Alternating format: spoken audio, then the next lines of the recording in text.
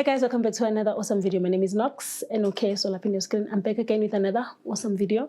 Okay, while we're still talking about mental health, I just thought maybe let's look at the triggers, things that take us back, things that get our emotional state of being not in a good place and might maybe prolong the space where we are struggling with mental illness or mental health. Okay, guys, so I don't want to speak as if I'm very insensitive about mental health, and so that those that are struggling or that have struggled before, they feel like I'm and this girl is not understanding. But I do want to say I'm not a psychologist, right? I'm not a certified psychologist. I do hold a degree in psychology, which sort of gives me a base to fully understand what might be happening, even though what I'm sharing is not the only thing that happens, and I don't want anyone to be coming for me, gun blazing, and say, this is what you said and this is not correct.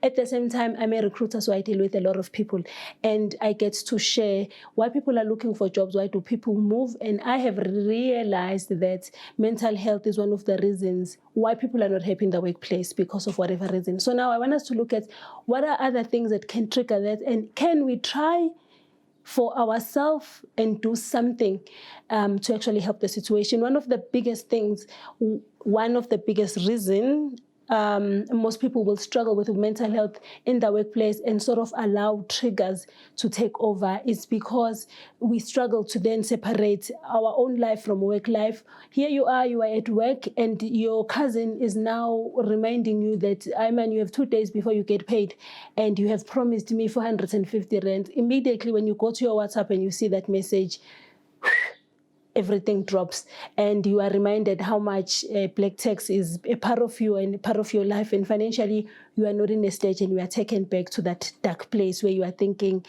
I'm now panicking because, number one, I'm struggling to meet my own financial needs at the end of the month, and here's a human being that seems not to understand, and maybe you don't have a voice as yet to actually tell them that you cannot assist them. So that becomes a burden to you, and you can't get your mind over it. You get sucked into it, and that can take away you being very productive in the workplace, and that becomes a problem. So maybe we learn and try and get good, which is not easy. Hence, I did say I don't want to sound very insensitive about that. We must also understand that mental health also has a lot to do with our genetic makeup and well-being. You'll realize that there are families where mental health is a big problem with them, and sometimes it is associated with our personality traits and how we absorb information and how we block and how we sift things, and how good we bounce back, which is resilient whenever we are going through whatever we are going through.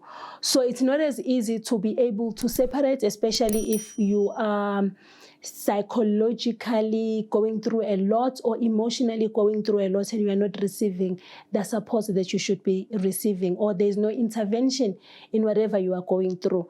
But some of the things that happens in the workplace that can act as triggers, and I'm doing this and I'm hoping whoever is watching, maybe you've got colleagues, you've got people reporting to you, you are senior or you are running a business, you must just know these things, all right? One of the things is when there is pressure at work and you feel like you are not achieving, or you are not ticking all your KPIs, which are key performance indicators, and you just become very much overwhelmed. This happens because maybe as we climb the ladder, or as we get used to doing our activities, our bosses or our managers or we ourselves start assigning more work to us. And when you realize that I'm not meeting deadlines, and you get too much overwhelmed, you get stressed, instead of focusing that time to make sure the task is done, you focus on you are not able to get the task done. And when the time is due and you then speak very late that I was not able to finish this, your boss doesn't seem to understand, and you sound like you are a person that is giving excuses. So another thing that can help is that we do communicate when we are struggling, speak. And I'm hoping at work or workplace, there is that room where you are able to say, to raise your hand and say, I'm struggling, I'm behind. By look of things, it doesn't look like I will meet the deadline, so that it allows the team that you are working with to actually assign some of the work to other people just to make sure that the work is done. Another thing is it gets triggered with job security. You guys know, well, I'm in South Africa, and employment rate is extremely going up. before the pandemic, it's even worse now because of the pandemic. Most people are not secured with their jobs. A lot of us wake up in the morning and we don't know. When an email comes in and it's your boss, you're already thinking, can it not be anything around me losing my job? So not having the job security and not knowing, and companies, sometimes they don't communicate these things when it's still early, and you can try and make financial plan and just, plan and feel like you are being part of what is going to happen, and they just drop a ball. Like, you guys have 2 months, we are retrenching, you guys won't have jobs because the company is affected financially, and those things can trigger our mental health. So I'm hoping that if someone who's running a business is watching, they do actually understand that how it can then impact and affect people in the workplace. Okay, another thing, guys, toxic work environment. This one, guys, we can go on for hours and hours and days and years and even decades if it takes us that far, because there's a lot of bad things that are happening in the workplace which make people not even enjoy being at work.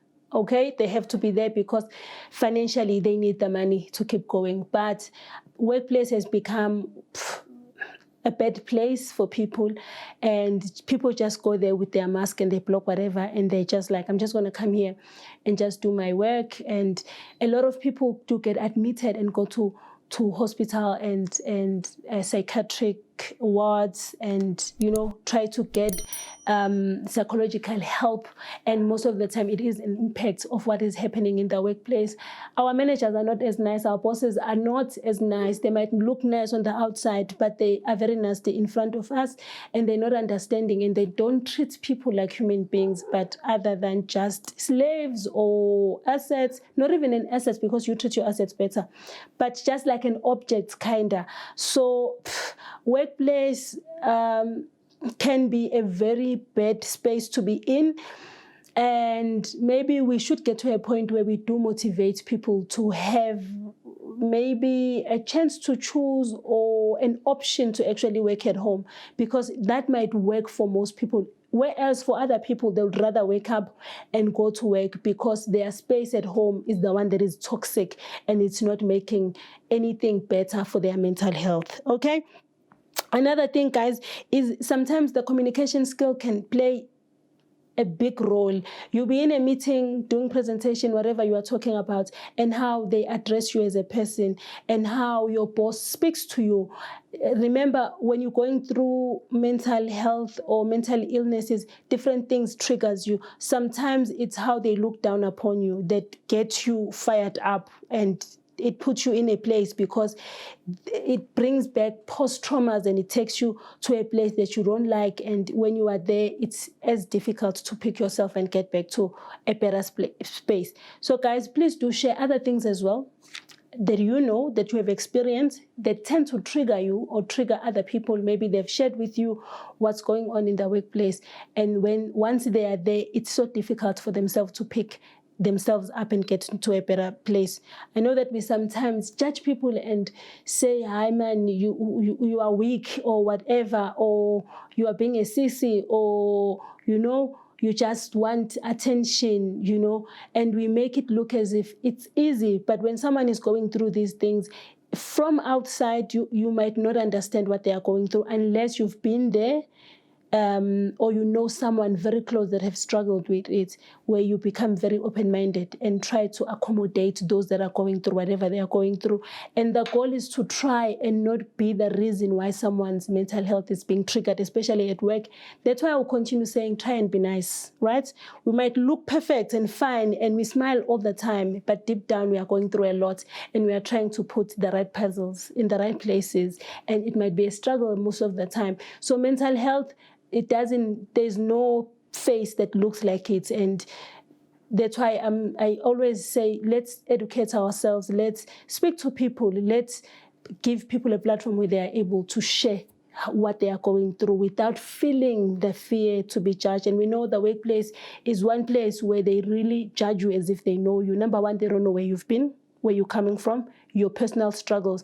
But people in the workplace, they get there and they feel like they have a right to judge people. And normally it would be people that you are working with in the same level as you, All right, it could be people that are senior than you. But when that happens, I always say they might as themselves as well be going through some mental health. And one of the real reason why most people will be stuck there is when they have not picked up that they are going through a lot and be open to go seek and look for help. So I still do motivate, and I do say I am not a psychologist, but I know there are wellness centers that can give you help. There are people that are trained, that are certified to give you help. If you feel you are in that dark place, you are down, don't sit there for too long. Speak to someone. Maybe the first person that you speak to might not be helping you, but when you speak, you just have to keep speaking. You can't want to struggle alone. And I know it sounds like, well, it's not as easy. I know it's not as easy, but I'm saying the first step to maybe getting help is to go seek help. And you'll be surprised at how people now are trying so hard to actually learn about mental health and understand and become a platform and become available and give people opportunity to actually vent and talk about these things and share their emotions, which is not easy for everyone. But if you're in the workplace, I do motivate that, and I'm hoping that this video reaches a lot of people. And how you can do that is not only give it a thumbs up, which does help the channel and help my videos get promoted to other people that have never been on this channel, but if you do share, you don't know in your social platform who else might be there, might watch this video and relate to it, and maybe share it with someone who might need it. But also don't forget to put down a comment as detailed as you can. It's either you are sharing about yourself or what you've picked up, things that you've realized, and maybe educate us about mental health if you are in a space where you know how these things work, because we want to get better and we want to be good with treating people, and we want to be very open in this channel, is actually giving that platform where we can educate and become better people. Otherwise, I'll see you guys on another awesome video.